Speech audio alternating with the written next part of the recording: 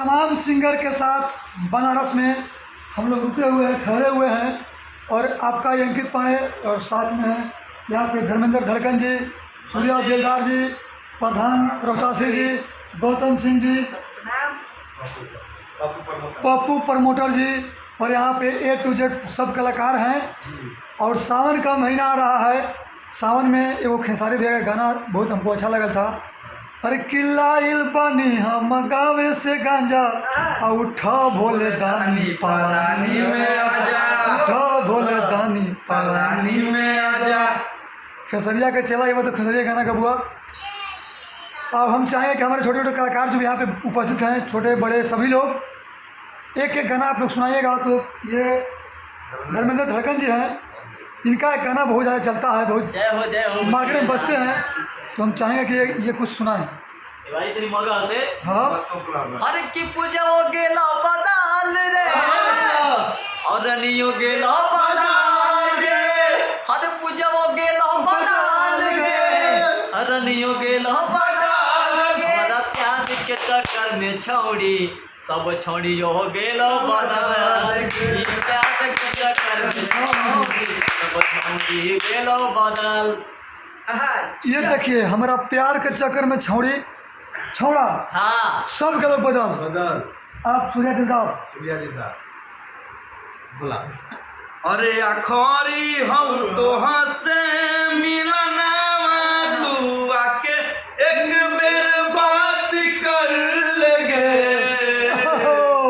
आगे आखरी हम तो हंसे मिलना तू आके एक बेर बात कर लेगे, आगे सोना यारवा हो भरती पाटनावा में आके मुलाकात कर लेगे, आगे सोना यारवा हो भरती पाटनावा में आके मुलाकात कर लेगे।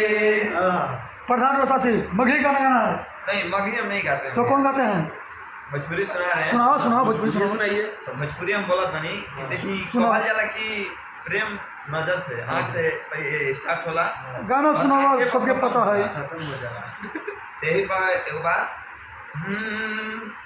अरे कि ना कौन हाट ना हरे बजरिया से होला, कि ना कौन हाट ना बजरिया से होला, उमरिया के रोग नजरिया से होला, उमरिया के रोग नजरिए से होला।